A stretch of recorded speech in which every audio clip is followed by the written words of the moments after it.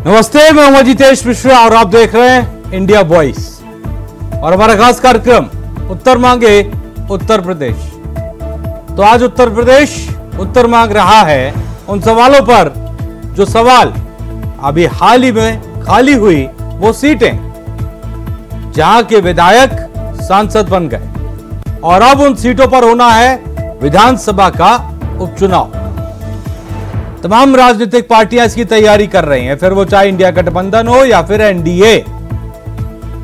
India गठबंधन के अंदर समाजवादी पार्टी की तरफ से तो खबर है कि एक बार फिर से पीडीए का फॉर्मूला लेकर मैदान में उतर रहे हैं, लेकिन ये खबर निकलकर नहीं आ रही है कि उस चुनाव में कांग्रेस है कि नहीं समाजवादी पार्टी के साथ।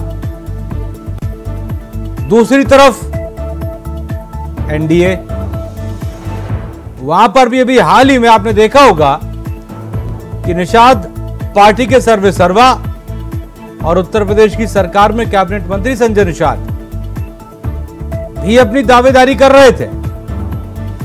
जो 10 विधानसभा सीटें हैं ना, उन पर अपनी दावेदारी कर रहे थे, ये कहते हुए कि हम बीजेपी के सहयोगी हैं और बातचीत करके जरूर मैदान में उतरेंगे।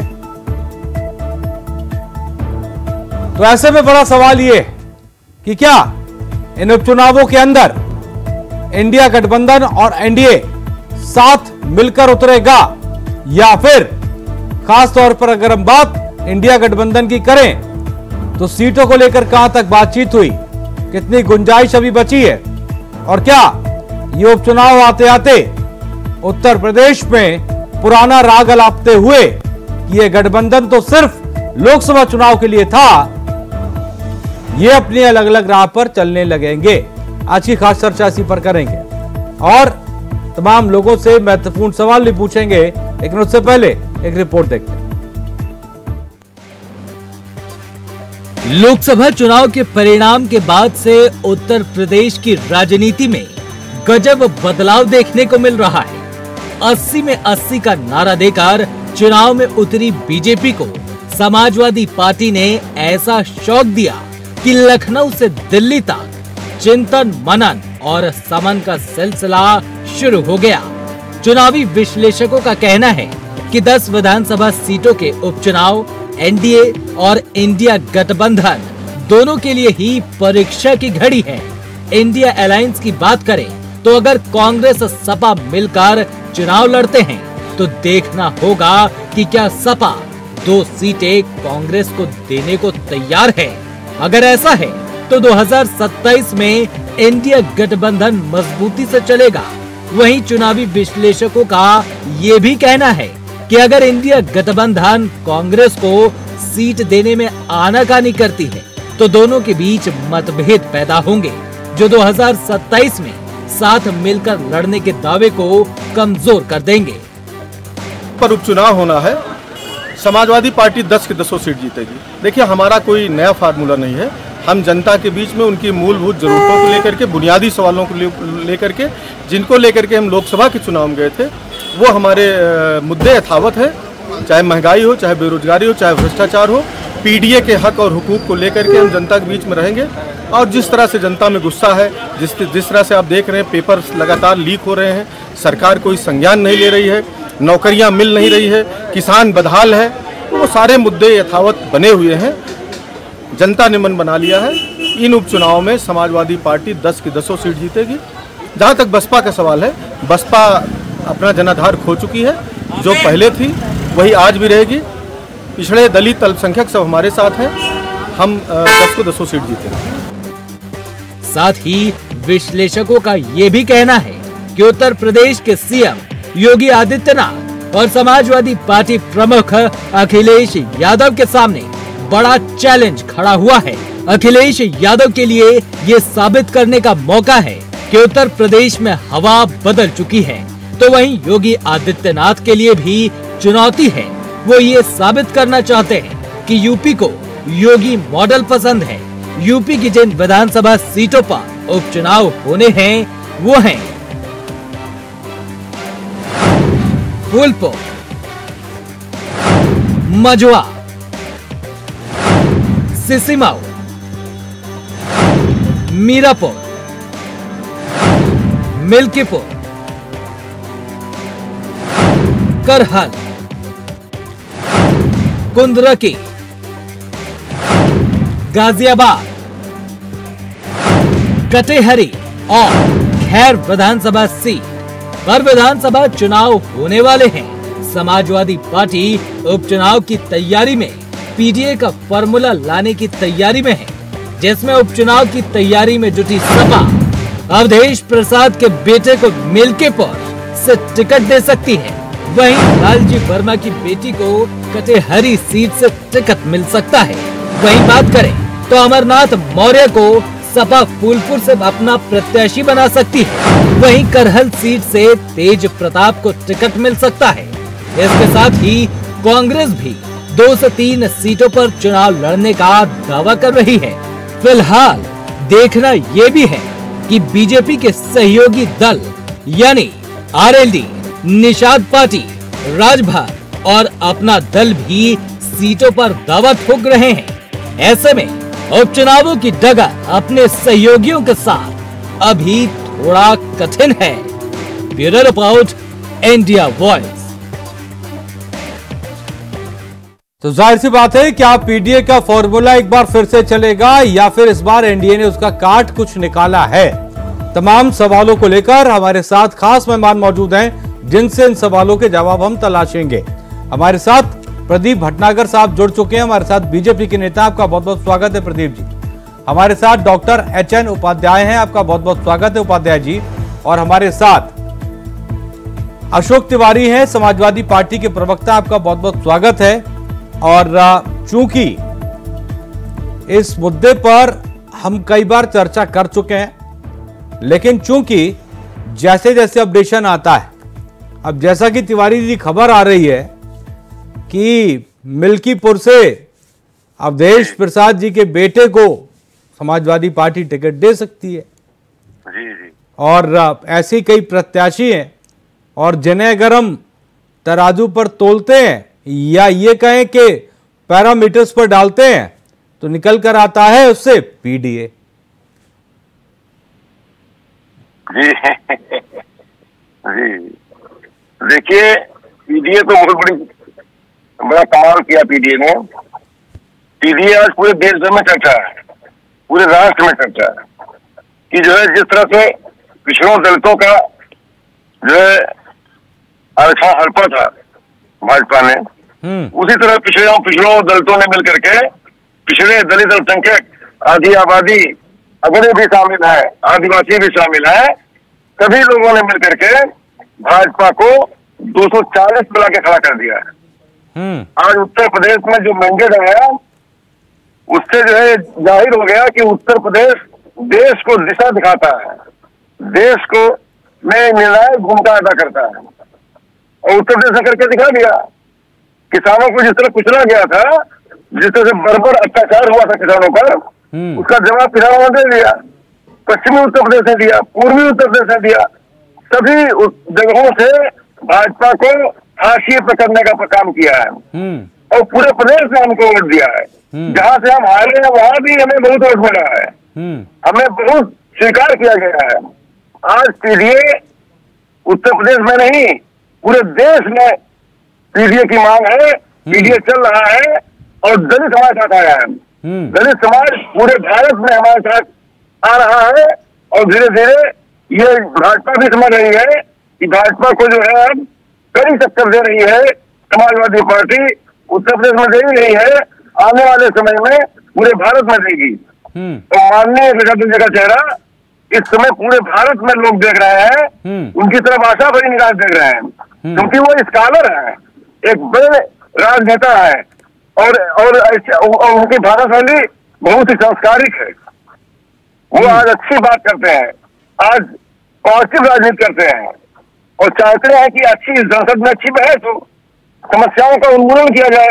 ठीक है तिवारी जी, लेकिन इस पीडीए में चलिए पीडीए को तो साथ लेकर चल रहे हैं, सवाल ये भी उठ रहा है कि कांग्रेस को भी साथ लेकर चल लीजिए।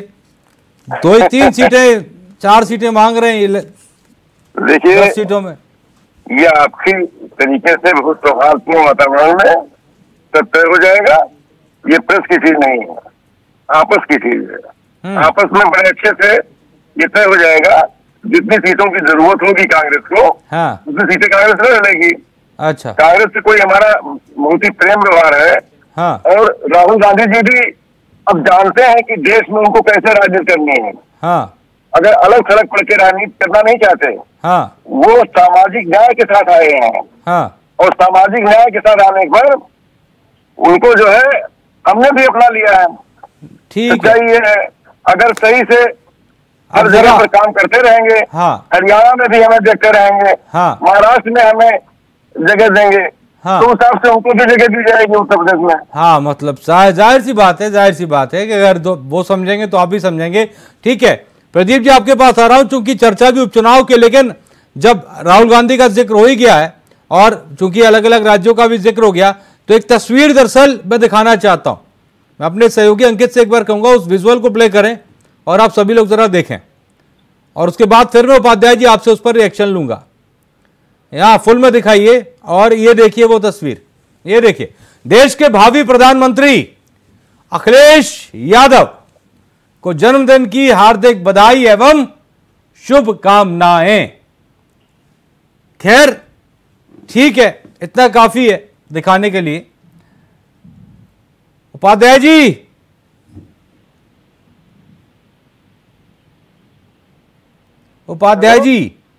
जी मांग उठने लग गई और ये मांग उत्तर प्रदेश से पहले उठी है।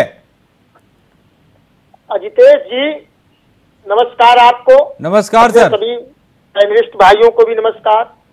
देखिए, किसी भी पार्टी के कार्यकर्ताओं को अपने सर्वश्रेष्ठ जो नेता है उसको सर्वश्रेष्ठ पद की आकांक्षा होती है, उसकी बधाई देना या मांग करना कोई गलत नहीं है। हम लोग इंडिया गठबंधन के लोग हैं, एनडीए थोड़ी है कि यहाँ तो लोकसभा का अध्यक्ष ही अपने सहयोगी को नहीं दिए, तो उपाध्यक्ष देने की बात है।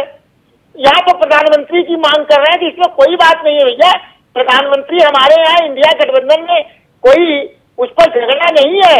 इस बार भी हमारी सरकार बनती तो कोई प्रधानमंत्री का पद डिक्लेयर तो था नहीं, किसी हमारे घटक दल के बनते, चाहे आदरणीय राहुल गांधी जी बनते, चाहे खड़गे जी। अरे तो लेकिन ये तो होता है ना, कार्यकर्ताओं से इतना संदेश तो दिया जाता है कि जब तक पार्टी की तरफ से किसी बात को लेकर कोई जिक्र ना हो, आप अपनी तरफ से ऐसी चीजें ना करें, विवाद की स्थिति पैदा ना करें, ये तो कहा ही जाता होगा ना। अरे अजितेश जी, भाजपा के शीर्षक नेता लाल सिंह आडवाणी जी को भी प्रधानमंत्री का मांग पोस्टर का छपा हुआ था, उनको कहाँ कर दिया गया, तो उसके लिए क्या करेंगे। भाई मांग करते हैं, जिसके नसीब में जिसको घटक दल जिसकी जनता चाहती है वो प्रधानमंत्री बनता है। पार्टी में तो चलिए सामंजस्य बिठा लिया जाता है, मैं चूंकि गठबंधन की बात कर रहा हूं और गठबंधन में ये सब चीजें ठीक नहीं होती हैं, आप समझ रहे हैं ना। नहीं थी। अच्छा ये बताइए, हर गठबंधन के कार्यकर्ताओं को अपने नेता को आपको पता है ना नीतीश कुमार इंडिया गठबंधन से छिटक कर क्यों चले गए थे, क्योंकि बिहार में पोस्टर लगने लग गए थे कि भावी मुख्यमंत्री तेजस्वी यादव, समझ रहे हैं जी, तभी तो चले गए थे ना। आप बताइए नीतीश कुमार जी क्यों गए, नहीं गए, वो अलग मामला है। अब आप देखिए, नहीं वैसी कुछ मिलती जुलती चीजें इसलिए बोल रहा हूँ। अब ये बात आपने कहा, हमारी बात सुन लीजिए जितेश जी। अब देखिए 2-3 दिन से नीट पेपर के मामले में जो बेदी राम जी हैं, वो फंसे हुए हैं, वो आरोप लगा रहे हैं, वो बहुत आरोपी भी है कई जगह, और वो प्रकाश राजभर जी कह रहे हैं खुले रूप से मंच से कि जिसको नौकरी चाहिए हमारे पास आइए या इनसे मिलिए। तो क्या तो ये लोग जो पैसा कमाए हैं या जो कमियां हैं वो भारतीय जनता पार्टी पकड़ी हुई है, इसलिए ये लोग डर के मारे भागते हैं भाजपा की तरफ, तो जेल जाने से डरते हैं, ईडी सीबीआई से डरते हैं। नीतीश कुमार पकड़ी रहती है, नीतीश कुमार को कौन सा डर पकड़ी रहती है सहयोगी। अब क्या था क्या बात नहीं, अब हो जाने। अब हम लोग तो भैया अच्छे से ही थे, उनको मौत भी मिल रहा था, सरकार आती तो प्रधानमंत्री भी बन सकते थे। नहीं तो मतलब कल को अगर आपके साथ आते तो अब नहीं लेंगे ना उनको, डर की वजह से चले गए थे जी। कल को आपकी तरफ आते तो अब मना कर देंगे ना उनको। देखिए भाई मना, देखिए कोई ना कोई डर या कोई ना कोई कमजोर न रहा हो, हम लोग तो अच्छे से मिल रहे थे, महत्व भी मिला था, मतलब कमियों के साथ आप भी ले लेते ना लोगों को अपने साथ। अब क्या बात थी, कुछ थी, एकाएक जो व्यक्ति चला जाए और आया ही, हमारे यहाँ कोई समस्या भी नहीं। आप डर का बात बता रहे हैं ना कि डरा दिए, डर गए इस वजह से, प्रधानमंत्री भी हो सकता है, सरकार मंत्री तो बन सकते थे। हाँ। नहीं, हमारे यहाँ कोई प्रधानमंत्री थे वो नहीं था, ठीक है, कोई बन सकता था, ठीक है, तो चले गए। दोनों लोगों की बातें हो गई, जानबूझकर अशोक जी को भी सुन लिया मैंने और उपाध्याय जी आपको भी सुन लिया, प्रदीप भटनागर जी, जो भ्रष्टाचार ये ऐसी कुछ मांग, ऐसी कुछ मांग मेरे साथ अभी 1-2 दिन पहले कैबिनेट मंत्री संजय निषाद जी बैठे थे, इंटरव्यू दे रहे थे, ऐसी ही कुछ मांग उनके द्वारा भी रखी गई और कहा गया कि उपचुनाव की जब बात आती है तो दरअसल हम तो देखो सहयोगी हैं और हमें समझना भी पड़ेगा, बीजेपी समझेगी हमें, है ना। जी बोलना शुरू करो। जी जी बिल्कुल प्रदीप जी। हाँ हाँ, देखिए आदरणीय संजय निषाद जी की अगर आपने बात करी, मैं यही शुरुआत करता हूँ, पर थोड़ा सा समय मेरा बढ़ा दीजिएगा। हाँ बोलिए बोलिए। हाँ तो मैं देखिए आदरणीय संजय निषाद जी बिल्कुल हमारे अलायंस से, और रही है उपचुनाव की बात, उपचुनाव में देखेंगे किस दल का नेता या किस दल का प्रत्याशी कितना मजबूत लड़ेगा चुनाव, क्या भाजपा का लड़ेगा, वो बैठ में डिस्कस होगा और जो निष्कर्ष निकलेगा उसके मुताबिक काम करेंगे। और ये इस चीज की बैठकें चल रही है, बाकी जैसे भी सूचना आएगी मीडिया आपके माध्यम से आपको और हमें और सब देश को सूचना मिलेगी इसके बारे में। चलिए मैं अभी थोड़ा सा सोच रहा था कि आपके कुछ चुनाव को लेकर बातचीत चल रही थी, समाजवादी पार्टी शुरुआत करी थी आपने, तो राहुल ये तिवारी जी अपना पीडीए की बात कर रहे थे, तो पीडीए से जो काम हुआ पीडीए का, तो मुझे थोड़ा सा बता दिए कि पीडीए में तो जयंत चौधरी भी आते हैं, पीडीए के राजभर जी भी आते हैं, चौहान जी भी आते हैं। इस पीडीए कौन सा वाला है जो इस पिछड़े दलितों को निकाल दिया गया, और पीडीए में मोदी जी भी आते हैं, तो ये कौन सा वाला पीडीए है, थोड़ा सा ये पीडीए समझना पड़ेगा ये पीडीए क्या है। और अभी ये लेटेस्ट खबर चल रही है कि जेपी नियो में जो 800-850 करोड़ का घोटाला हुआ है, जिसमें अखिलेश यादव जी का नाम आ रहा है घोटाले में, एक बहुत बड़ी औद्योगिक संस्था बननी थी उसको लेके, तो वो भी बताएगी जनता कि पीडीए क्या होता है। ये लोग पिछड़े दलित और आदिवासियों की बात तो करते हैं, तो देश की माननीय राष्ट्रपति जी, महामहिम राष्ट्रपति जी बैठी हैं आदिवासी क्षेत्र से, उनकी तक पर इज्जत करते नहीं ये लोग। हाँ। और टीवी में बैठे केवल और केवल सिर्फ टीवी में बैठे पीडीए की बात करते हैं। हाँ। क्या हमने नहीं देखा मुरादाबाद के अंदर जब एक सभा में चुनाव से पहले तो अखिलेश जी गए थे, तो किस तरह बेचारे दलित पत्रकार को लात घूसों से मारा गया था उनके कर्मचारियों ने, क्या वो भी देखा आपने? ये पीडीए कौन सा पीडीए पहली चीज। तो ये बात करें कि देखिए हमने किस तरह भारतीय जनता पार्टी को हाशिए पे लाके खड़ा कर दिया। जो पार्टी पहले हाशिए पे खड़ी हो वो पार्टी हमें कह रही है कि हाशिए पे खड़े। 10 साल लगे विपक्ष में आने के लिए कांग्रेस को, आज कांग्रेस 10 साल बाद विपक्ष में बैठी है। तो ये भूलना नहीं चाहिए कि आप जनता ने आपको कहाँ ले जाके मारा, कि आपको 10 साल लग गए नेता विपक्ष बनने में। समझना था 10 साल बहुत बड़ी उम्र होती है। अब आज समाजवादी पार्टी की बात, समाजवादी पार्टी को भी 10 से 15 साल लग गए इतने बड़े बहुमत में आने के लिए, ये पहली बार आई है। अब ये जो बात कर रहे हैं 240 पे खड़ा कर दिया, हम तो 240 पे खड़े होकर भी आज सरकार में बैठे हैं। आप कहाँ हो, आपका तो अपना स्तर नहीं पता, आप कहाँ खड़े होगे और कहाँ जाएंगे आप, तो हमें ये बताए ना। रही उपचुनाव की बात, क्या उपचुनाव में भी आप इसी तरह झूठ बोलेंगे कांग्रेस के साथ मिलके कि 8,500 रुपए आपको खटाखट मिलेंगे?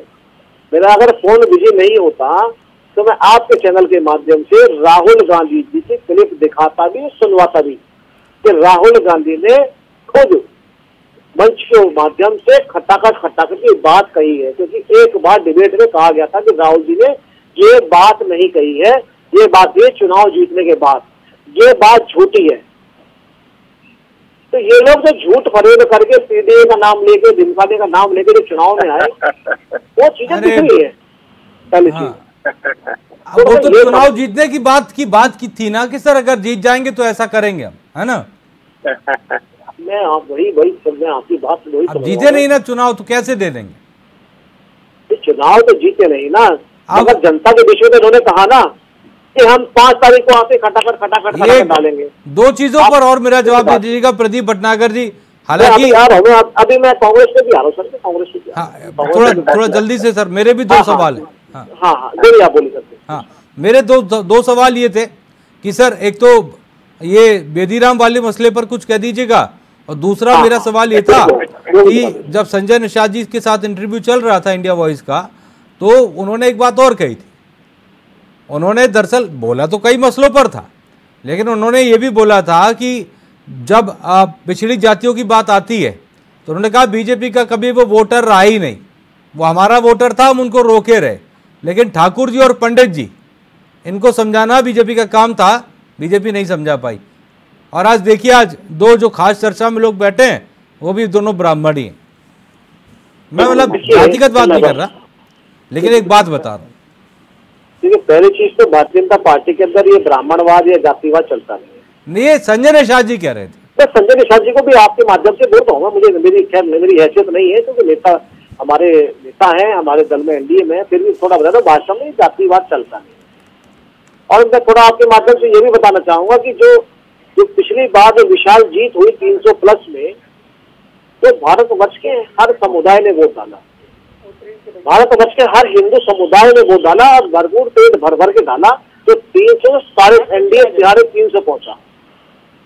जो अच्छे अच्छों की छुट्टी हो गई, कांग्रेस 0 हो गई, समाजवादी पार्टी खत्म हो गई, बहुजन समाजवादी पार्टी 0। ठीक है सर, बेदीराम पर और जल्दी से बोल दीजिए, फिर मैं आगे जाता हूँ। हाँ, अरे बेदीराम जी की बात, जो अगर उनका इस पेपर लीक मामले में नाम आ रहा है, तो उसके विषय को लेकर भी सरकार ने आज उत्तर प्रदेश सरकार के अंदर माननीय मुख्यमंत्री जी ने विषय को लेकर बैठक की है।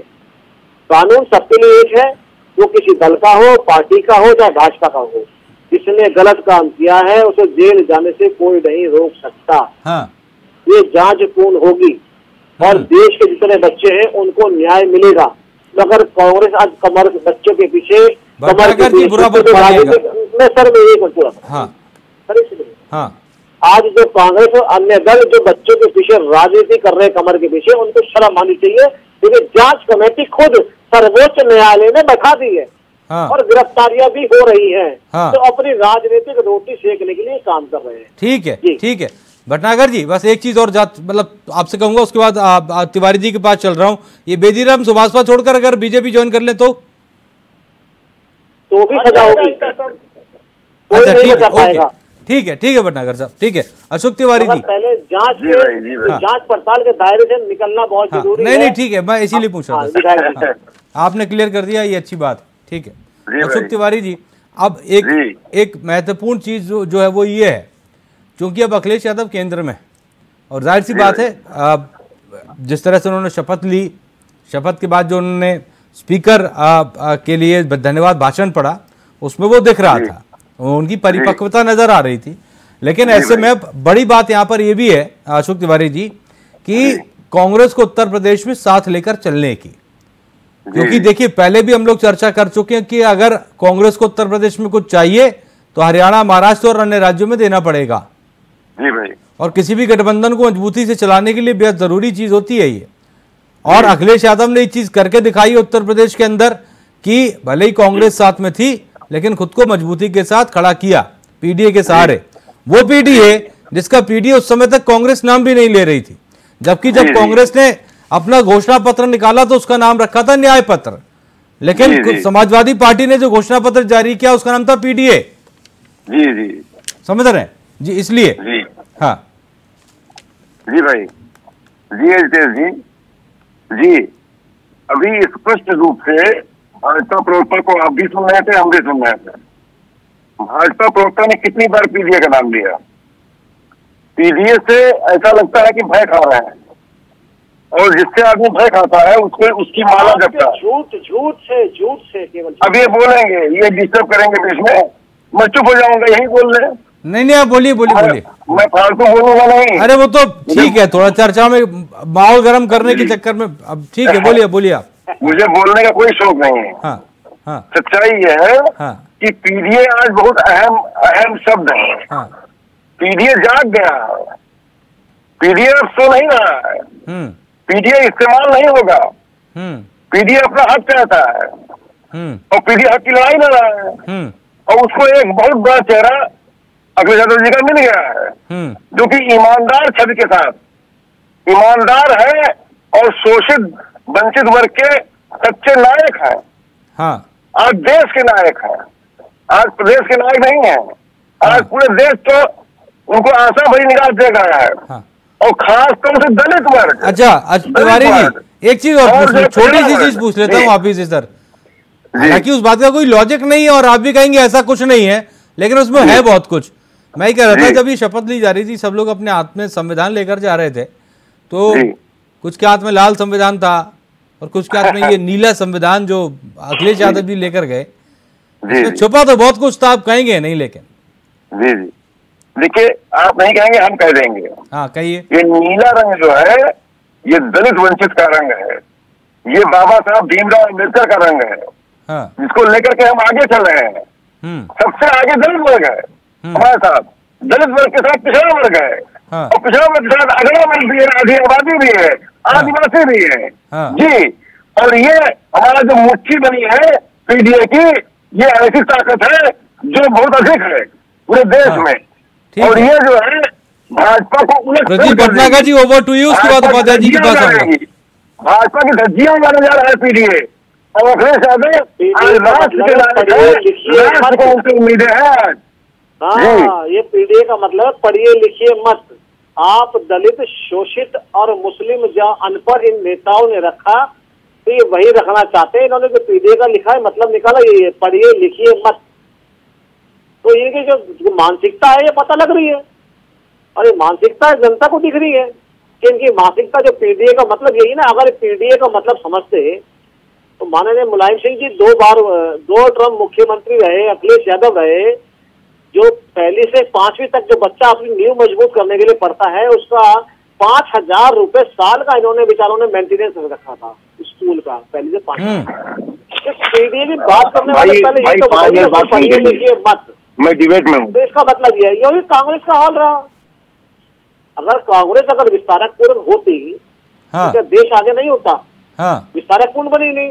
अब लगाइए ना 5 वर्ष। ये तो तिवारी जी पढ़िए लिखिए मत बता रहे हैं पीडीए का मतलब। अगर कांग्रेस अगर विकसित भारत की बात उनकी बातों पर राजस्थान में एम्स नहीं होता, क्या केरला में एम्स नहीं होता, हाँ। झारखंड में एम्स नहीं होता, हाँ। छत्तीसगढ़ में एम्स नहीं बनता, हाँ। हिमाचल में एम्स बनाएंगे, कर्नाटका में एम्स। उत्तर प्रदेश की देखिए बार बात कर रहे हैं तो काउंटर उपाध्याय जी करेंगे। उपाध्याय जी नहीं, मैं एक पूरा कर दूं। मैं उपाध्याय जी तो कर सकते हैं, मगर तिवारी जी की तो बेचारे की औकात ही नहीं है, क्योंकि केवल उत्तर प्रदेश में और उत्तर प्रदेश से दिल्ली लगता है, वहाँ 0-0 है। उत्तर प्रदेश से मध्य प्रदेश लगता है, वहाँ 0-0 है। उत्तर प्रदेश से आपका समय हो गया, आपको वहाँ 0-0 है बेचारे।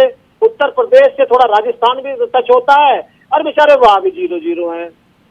और उत्तर प्रदेश में क्या झूठ बोल के आए, वहाँ भी दिख रहा है। क्योंकि चक्कर में क्या है, जो इनका जो कुटुंब और परिवार सरकार में चला, उसने केवल बोलिए उपाध्याय जी बोलिए।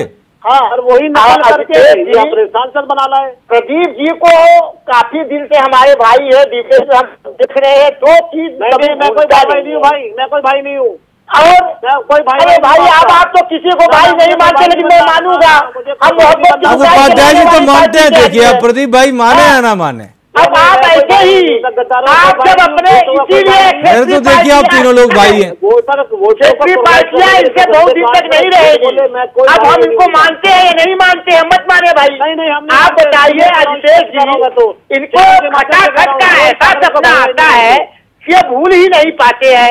अभिषेक जी आप बताइए, जब चुनाव में कोई व्यक्ति जनता के कल्याण के लिए कोई घोषणा करता है, तो वो अपने आप माना जाता है कि सरकार बनेगी। तो अब ये बात अलग है, इनकी सरकार बनी नहीं, इन्होंने 15 लाख रुपया खाते में भेजा, 2 करोड़ नौकरियां दी, तमाम वादे इन्होंने जुमला साबित कराया। जहाँ की अमित शाह ने खुद का ये जुमला था। अब हमारी सरकार नहीं बनी, हमसे ये 8,500 रुपया चाहते भी है। ये बताइए कि पढ़े लिखे न मत की बात है, पढ़िए लिखे मत का मतलब ये बताए कि पेपर लीक करवाते रहिए, बच्चे पढ़ाई लिखाई छोड़कर घर बैठेंगे। जब पेपर लीक होते रहेंगे तो बच्चा क्या पढ़ेगा? इनका विचारधारा उठाना है कहा ठीक है। हमारे देश के छात्र नौजवान समय पढ़े की लिखे कमी है। ना, और इनकी अंधभक्ति में, समय की कमी इनकी उपाध्याय जी। रैलियों में इनका अब झंडा देखिए लेकर चलते रहे। प्रदीप भाई, आप माने या ना माने, उपाध्याय जी तो आपको भाई मानते हैं और देखिए, मेरे तो आप मैं तीनों लोग भाई हैं। मानता। ठीक है, चलिए हमारा तो मिशन ही चलिए, कांग्रेस- समय कम है, चर्चा को यहीं खत्म करेंगे। प्रदीप जी आपका बहुत बहुत शुक्रिया, उपाध्याय जी आपका बहुत बहुत शुक्रिया, अशोक तिवारी जी आपका बहुत बहुत शुक्रिया। तो जाहिर सी बात है 24 का लिटमस टेस्ट है, बेस्ट कौन होगा इसको लेकर सवाल है, क्योंकि उपचुनाव है और जब चुनाव है तो जाहिर सी बात है चर्चाएं भी बहुत होंगी, और ऐसी चर्चाएं आज नहीं रोज आपको ऐसी बहुत सारी चर्चाएं देखने को मिलेंगी जहां पर चर्चा तो होगी लेकिन मुद्दे की बात कोई नहीं करेगा, क्योंकि मुद्दे की बात करेंगे तो फंस जाएंगे। ना स्याही के दोस्त, ना सफेदी के दुश्मन, हमें आईना दिखाना है, दिखा देते हैं। नमस्ते।